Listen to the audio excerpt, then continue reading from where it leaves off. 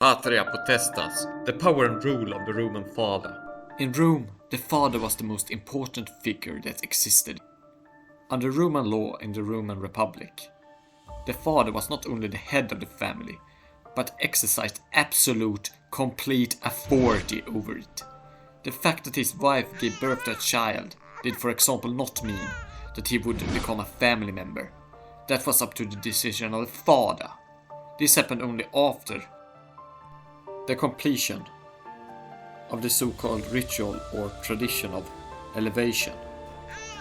It consisted in placing the newborn at the feet of the master of the house, that is to say the father of the house, and awaiting his decision. If the paterfamilias, as the father of the family was called, took the child in his arms and walked around the house with him openly so that everyone could see, he officially recognized the child as his offspring and thus guaranteed them a future Roman citizenship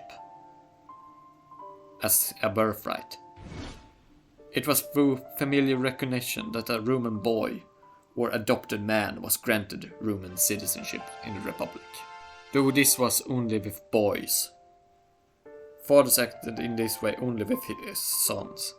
With daughters, as a rule, they limited themselves to instructing the wife or servants to take care of it without any ritual, or they had it removed from the family, thrown out to the gutter to die, or sold off to slavers. In any case, a father's refusal to recognize a child, be it male or female, was tantamount to considering him illegitimate and undesirable. Newborns who were not accepted into the family were either killed or abandoned in designated places, from where they were taken by barren women or by slave traders to be sold, or they were sold directly to slavers. As long as the father was alive, all family members in the household were treated as his subjects. He could punish them as he saw fit, sell them into slavery, and even sentence them to death for various reasons.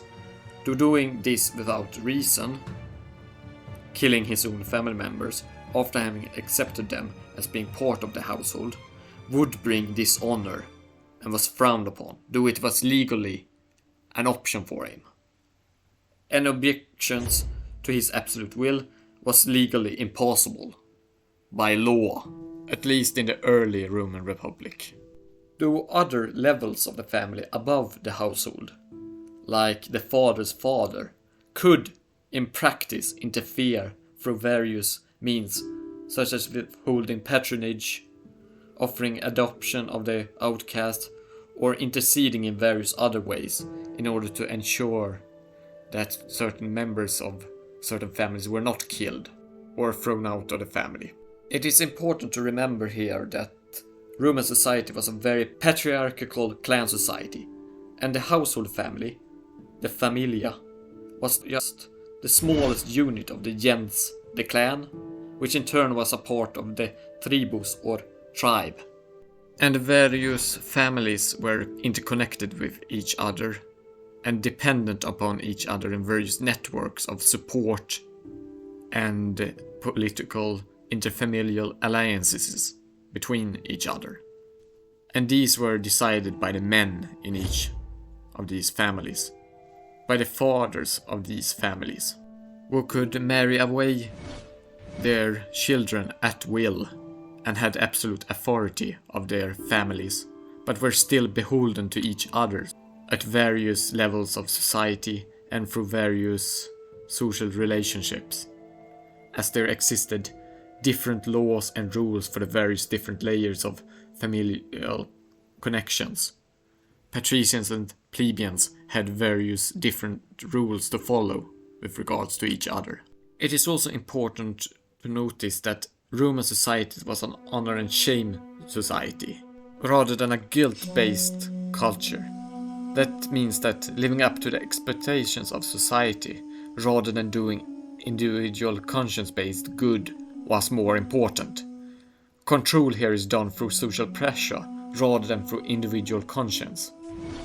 And it is important in this type of society to not bring dishonor and shame upon you and your family, Honor was extremely important in Roman society, as it usually is in many clan societies. And esteem of others was extremely important to guarantee the success of one's family's future in a system of favors and alliances between the various male family heads. The clan was the important part here, not the individual and his life. Consequently, the head of the family, the father, had to protect the honor of the family, and through it, the gens and tribus, and ultimately the Roman state, by killing family members when they brought shame upon themselves and the family. Though usually this was done by forcing them to commit suicide, or themselves committing suicide, when they drew shame upon the family, as a way to protect the honor of the family. Facing death by suicide could absolve one's shame by showing that you submitted yourself to the greater Roman society's judgment through killing yourself, and showing strength of personal character to sacrifice yourself to it. Speak about social judgment. This is also the reason as to why deformed children were almost always rejected by Roman families, as their deformity was seen as a shame and could be seen as a weakness on Roman society. And as it was perceived as bad, they had to be removed to not bring shame upon the family. Maintaining the honor of the family and avoiding shame was the main function of the Roman father in his control of the Roman household. Speak about his control. A Roman man did not become lord over his own household, and thus legally free from his father's dictates, unless by being emancipated by his father's permission usually, and until he was at least 25 years of age and after he had married, though even then he would be considered a junior family head and still considered to be subordinate in standing to his father through social norms and in law, as my son Tiberius is required to share his wealth and to support me still financially, as his wealth is my wealth. Oh, I hope you die, you money-grubbing leech. In theory, though not always in practice, the wealth of the sons still belonged to their fathers, even after emancipation. And closely connected clans were supposed to support each other in the field of politics that existed within the Roman society. For example, votes were often made in a family context. What the father voted for and supported in terms of politics, the other members would also support and vote for. And so would connected clans vote for the same thing and support the same thing in various political issues. And these political familial blocks and alliances could be very complex, with many families supporting each other and the reasons for supporting each other's. Marriage in this context was not done out of love, but was a decision made by the heads of the various families, that they would marry other family members to each others in order to guarantee familial ties and thus familial alliances between families. That would in turn mean political alliances in the greater society.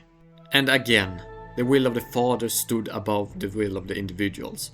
Though it is probable that there was a lot of flexibility in these things and that they didn't just marry off people without considering if the marriage would even work. At least not generally.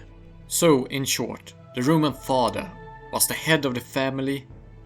He was responsible for upholding the family's honor and for choosing the political future of the family, including being the one responsible for arranging marriages.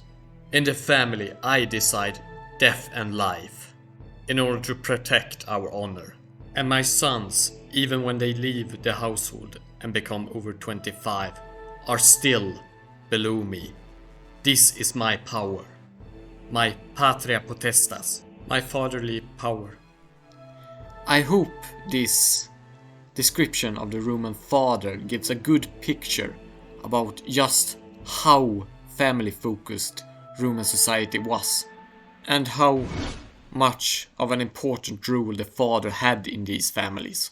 If you have any questions or other comments about this, then please post them. I love interacting with you, my viewers. And also give a like. Please do subscribe, as it would help the channel spread awareness about the humanities. اشتركوا بالقناة المفضلة.